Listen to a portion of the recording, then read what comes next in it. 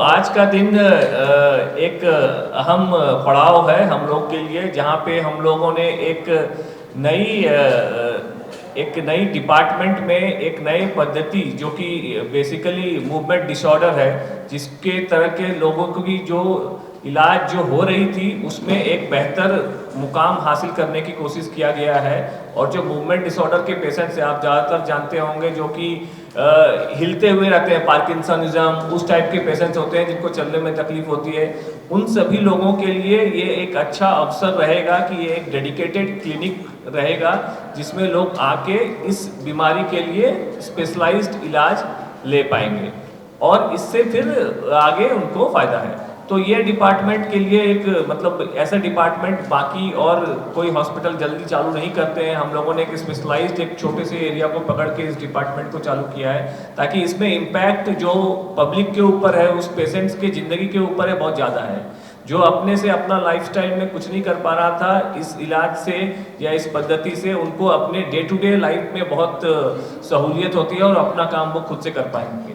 तो ये डॉक्टर साहब आपको आगे भी बताएंगे कि कैसे इस इलाज से पेशेंट्स को बेनिफिट्स मिल रहा है।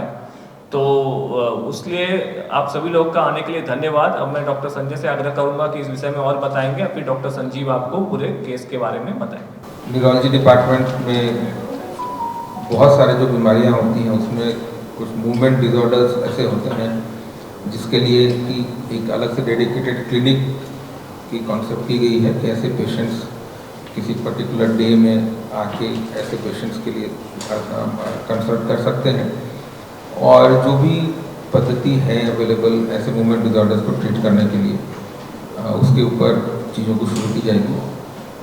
और हमारे ज्वाइन किए हैं doctor Sanjeev Kumar, consultant neurologist, और ये मूवमेंट डिसऑर्डर्स के ऊपर जितने इस तरह के पेशेंट्स हैं, कुछ पेशेंट्स उन्होंने ट्रीट की है और उसके बारे में बताएंगे और ये क्या होता है और कैसे लोगों को फ़ायदा हो सकता है, और आप लोग कुछ जानना चाहेंगे तो उनसे डिटेल्स आपको बताएंगे डॉक्टर संजीव।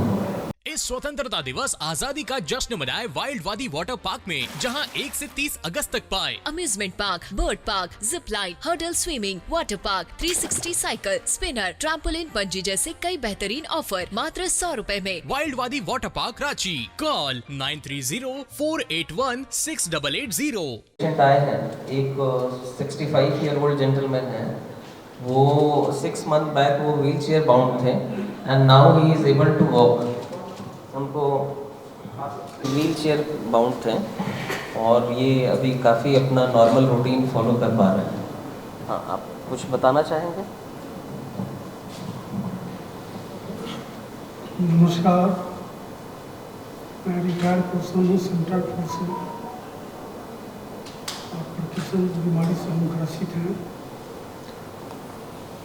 और जब यहाँ पर मैं फर्स्ट ऑफ ऑल आया दिखाने के लिए तो डॉक्टर संजीव कुमार शर्मा साहब ने आए और जिसमें मैं ट्रीटमेंट ले रहा हूँ। पहले की अपेक्षा बहुत अच्छा है, पहले की अपेक्षा बहुत अच्छा है और भी चल रहा है। ये बताएंगे आपको कैसे लेके आए थे? He brought the patient almost 6 month back. जब हम लेके अंकल को आए यहाँ पर, ये ठीक से बैठ नहीं पाते थे और जब बैठते थे तो ऐसे गिर जाते थे। अपना बाथरूम में भी जाने में कई बार गिर गए। हम लोगों को डर लग गया, क्या हो गया नहीं हो गया। तो हम लोग संजीव साहब के नाम सुने थे कि फिर हम लोग लेके इनके पास आए और हॉस्पिटल में यहीं पर एडमिट किए और एडमिट के बाद इनका जो ट्रीटमेंट चलाया तो इनसे बहुत सुधार हुआ। आज ये अपने ठीक से चल रहे हैं, अपना काम भी कर रहे हैं और 72 ईयर्स लगभग इनका एज भी हो गया है। इनको हार्ट का भी पेशेंट है, 2 स्टेंट भी लगा हुआ है। इनको अपेंडिक्स अल्सर भी हो गया था।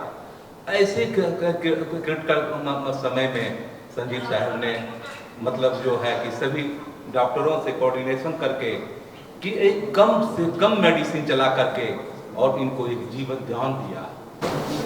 तो 15 दिन में काफ़ी सुधार है। अब ये छोड़ दीजिए, बैठिए बैठिए बैठिए, आज आज पहले हाथ भी ऐसे रखते थे, अब अच्छे से ऐसे दिखा।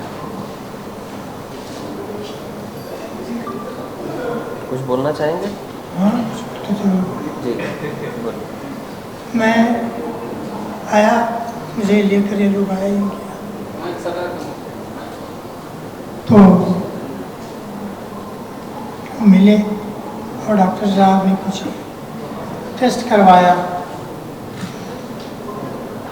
ये सब लिखवा करके देखा तो उन्होंने कहा कि नहीं, आपका ठीक हो जाएगा ट्रीटमेंट से।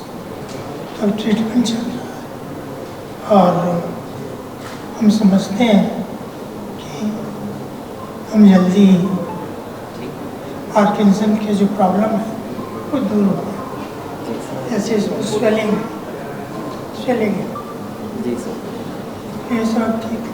से रिलीफ हुई है वो दिखाने के लिए दो एग्जाम्पल के रूप में है। तो और भी इस तरह के पेशेंट्स जैसे जैसे मूवमेंट डिसऑर्डर बहुत सारे के अभी शुरू बहुत डायग्नोस होता है, तो उस तरह के पेशेंट्स और आएंगे, बाकी साझा किया जाएगा फ्यूचर में आपके साथ में।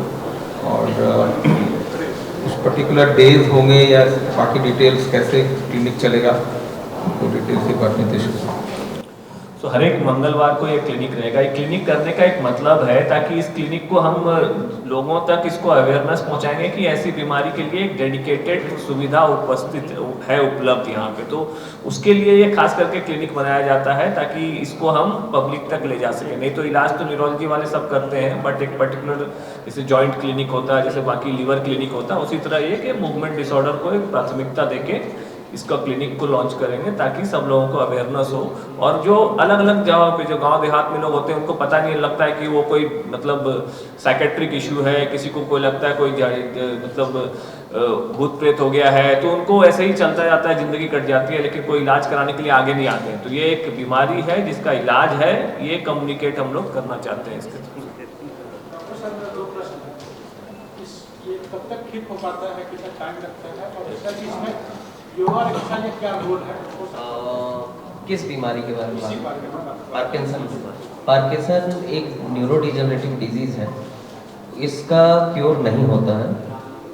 यूजुअली पेशेंट जब ये डिजीज प्रोसेस स्टार्ट होता है उसके 6 से 7 साल बाद भूलना चालू होता है और धीरे धीरे काफ़ी स्लो हो जाता है और बेड बाउंड हो जाता है। जितने पेशेंट अच्छे फिजियोथेरेपी और अच्छे एक्सरसाइज करते हैं और दवाइयों पे रहते हैं, जो लाइफ उनकी 10 इयर्स की होती है वो 20 इयर्स हो जाती है।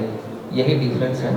It's not a curable disease, इसको क्योर नहीं कर सकते हैं, ट्रीट कर सकते हैं और क्वालिटी ऑफ लाइफ अच्छी करके दे सकते हैं। ट्रीटमेंट काफ़ी कॉस्ट इफेक्टिव है, ठीक है। दवाइयाँ काफ़ी सस्ती है गवर्नमेंट की तरफ से और एक पर्टिकुलर अमाउंट ही है, उससे ऊपर आप नहीं जा सकते हैं। दवाइयों और फिजियोथेरेपी से काफ़ी अच्छे रहते हैं। कुछ प्रतिशत मरीज होते हैं जिसे हम सेलेक्ट करते हैं डीबीएस सर्जरी के लिए, जिसमें मान लीजिए कि सिंडोपा का काम जो दवाइयाँ देते हैं उससे कंपन बढ़ जाती है और असर कम होता है। वैसे पेशेंट्स को हम फिर सेलेक्ट करते हैं कि हाँ क्या ये कैंडिडेट फिट बैठता है डीबीएस सर्जरी के लिए या नहीं, तो वो सर्जरी लास्ट ऑप्शन बचता है जिसमें किया जा सकता है।